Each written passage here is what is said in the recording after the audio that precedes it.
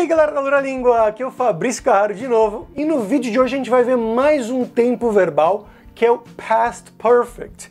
E você vai me perguntar, afinal, o que é esse Past Perfect? Bom, ele é nada mais, nada menos que o nosso pretérito mais do que perfeito do português. Então você vai pensar, tá, vamos lá na escola, voltar lá na quarta série, quinta série, tia Cotinha lá, o que era o pretérito mais do que perfeito em português? Ele tem algumas formas diferentes, na verdade, então a primeira que a gente geralmente aprende na escolinha lá é aquela de eu fizera, eu comera, eu andara, que é aquela que ninguém usa, na verdade. Mas tem uma outra forma, que é a forma composta, que todo mundo usa no dia a dia completamente normal, é aquela eu tinha feito, eu havia feito, eu tinha comido, eu tinha saído, enfim. Então, basicamente, o pretérito mais do que perfeito, ou past perfect em inglês, é o passado do passado. Ou seja, a gente tem uma coisa A que aconteceu no passado, e aí a gente quer falar sobre uma coisa B que aconteceu mais no passado ainda. Ou seja, o passado do passado. E aí agora você vai me perguntar, como é que a gente forma, afinal, esse past perfect? Esse pretérito mais do que perfeito em inglês?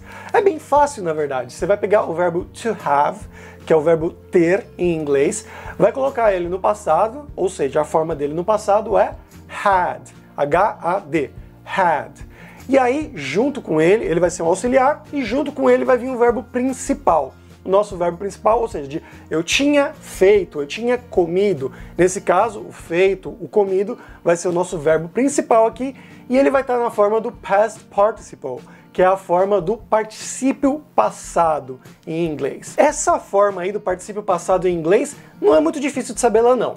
Ela vai ser exatamente igual ao simple past, o passado simples, se for um verbo regular. Então, por exemplo, o verbo to work, trabalhar, a forma dele no particípio passado é worked, que é exatamente a mesma forma no simple past, né? Se você já viu aquelas tabelinhas de verbos irregulares em inglês, você sabe bem do que eu tô falando. Sempre tem, né, o verbo no infinitivo, no simple past e depois no particípio passado, né, no past participle. Então vai estar, por exemplo, o verbo to work, worked, worked. Então é exatamente igual para verbos regulares. Mas para verbos irregulares, aí a gente vai ter que aprender para saber como é que é, porque não tem uma lógica realmente. É para isso exatamente que servem aquelas tabelinhas de verbos irregulares no passado, para a gente formar esses tempos verbais, como o present perfect, que a gente já viu antes, ou o past perfect, que a gente está vendo agora. Então, se você quiser pegar o verbo to do, por exemplo, que significa fazer em inglês, ele é um verbo irregular, e a forma dele no simple past é did, e a forma dele no particípio passado é done. Então vai estar lá, to do, did, done. Tranquilo, né? E aí, como que a gente forma o nosso past participle aqui? É só você colocar o had com essa forma. Então, lá no verbo to work era I had worked. Eu tinha trabalhado. E aqui com o verbo to do, I had done. Eu tinha feito. É bem tranquilo, né? E agora vamos ver alguns exemplos com verbos, com vários desses verbos, para você entender mais ou menos como é que funciona dentro de uma frase. O primeiro exemplo que a gente vai ver aqui vai ser com o verbo to leave, que significa sair, partir, ir embora, né? Algo nesse sentido. E ele é um verbo irregular. A forma dele no particípio passado é left. Então a gente vai pegar o had, que é o nosso auxiliar, com left, vira had left. I had left, he had left, we had left. É a mesma forma para todas as pessoas. Para a primeira pessoa, segunda pessoa, singular, plural, não importa. Vai ser sempre had left. E aí a gente pode dizer, when I arrived, he had already left. Então, quando eu cheguei, ele já tinha saído, já tinha ido embora. Então aqui você está vendo claramente, a gente tem o primeiro passado aqui, when I arrived, quando eu cheguei. Isso já está aqui no simple past, no nosso passado. E aí a gente tem agora o passado do passado. He had already left. Ele já tinha saído. Então eu cheguei aqui nesse momento do tempo e ele saiu, ele foi embora nesse momento aqui, no passado, nesse momento atrás desse momento aqui. Então dá para ver claramente, né? É o passado do passado. Um outro exemplo. I couldn't pay the bill because I had forgotten my wallet at home. Então, eu não pude pagar a conta porque eu tinha esquecido a minha carteira em casa. Aqui com o verbo esquecer, né? To forget, que também é um verbo irregular. A forma dele no particípio passado é forgotten, como a gente viu aqui, então vira had forgotten. Então, mesma coisa, a gente tem aqui o couldn't, que é o passado de can't, né? Eu não posso, seria o can't. E no passado, I couldn't, eu não pude, eu não podia, algo assim.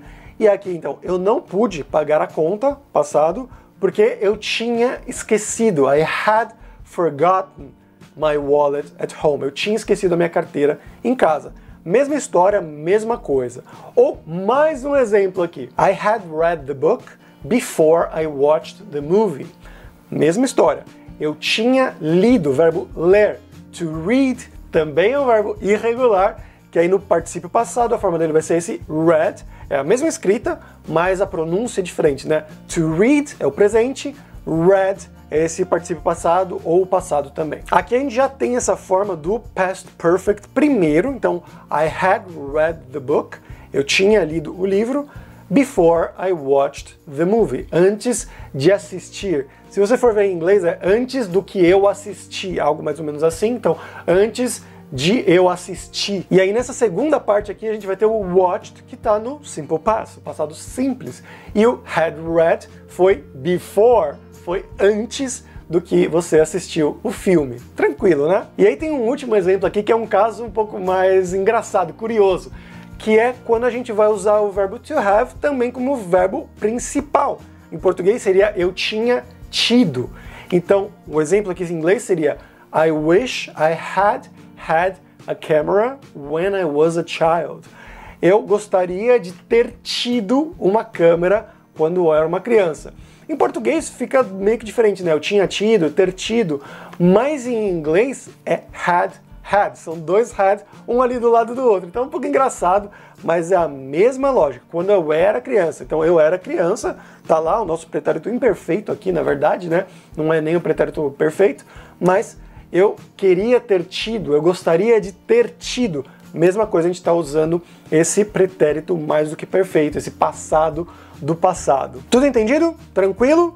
Tem mais duas coisinhas que eu queria falar para vocês. A primeira é que esse had, o primeiro had, o auxiliar, ele pode ser abreviado, pode ser contraído, como muitas coisas em inglês.